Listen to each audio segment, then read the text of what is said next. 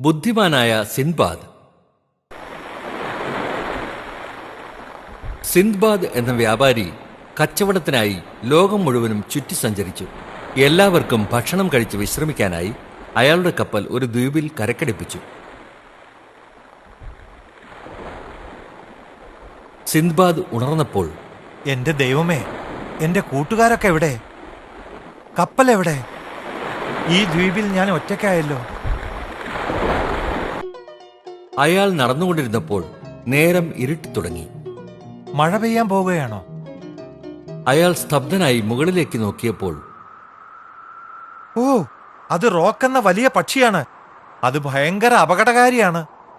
ആ പക്ഷി അതിന്റെ മുട്ടമേൽ അടയിരിക്കുകയായിരുന്നു.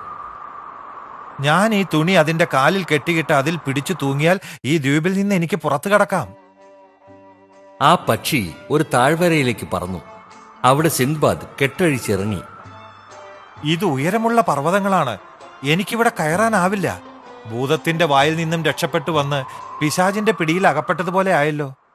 അവിടെ ഉണ്ടായിരുന്ന അമൂല്യമായ രത്നക്കല്ലുകളും മരതകങ്ങളും വൈഡൂര്യങ്ങളും മാണിക്യങ്ങളും കണ്ട് സിൻബാദ് അത്ഭുതപ്പെട്ടു. സൂര്യാസ്തമയത്തോടെ താഴ്വരയിൽ ഇരുൾ വ്യാപിക്കാൻ തുടങ്ങി. അപ്പോൾ സിൻബാദ് അവിടെ നിന്ന് രക്ഷപ്പെടാനുള്ള വഴി ആലോചിച്ചു. പെട്ടെന്ന് മറ്റൊരു കാര്യം ഓർമ്മ വന്നു. ചില വ്യാപാരികൾ പറഞ്ഞതോർക്കുന്നു. അവർ മാംസകഷ്ണങ്ങളിൽ പശയൊഴിച്ച് വലിച്ചെറിയും. കഴുകന്മാർ ആ കല്ലുകൾ ഒട്ടിപ്പിടിച്ച മാംസകഷ്ണങ്ങളുമായി പറക്കും. വ്യാപാരികൾ അവയുടെ കൂടുകളിൽ നിന്ന് അവ ശേഖരിക്കുമെന്ന്. സിൻബാദിന് രക്ഷപ്പെടാൻ ഒരാശയം ഉദിച്ചു. തനിക്കാവുന്നത്ര രത്നക്കല്ലുകൾ അവിടെ നിന്നും ശേഖരിച്ചു. ഒരു മാംസകഷ്ണത്തോടൊപ്പം തന്നെ ബന്ധിച്ചു. കഴുകൻ ആ മാംസകഷ്ണവും എടുത്തുകൊണ്ട് അതിന്റെ കൂട്ടിലേക്ക് പോയി അതവിടെ ഇട്ടു.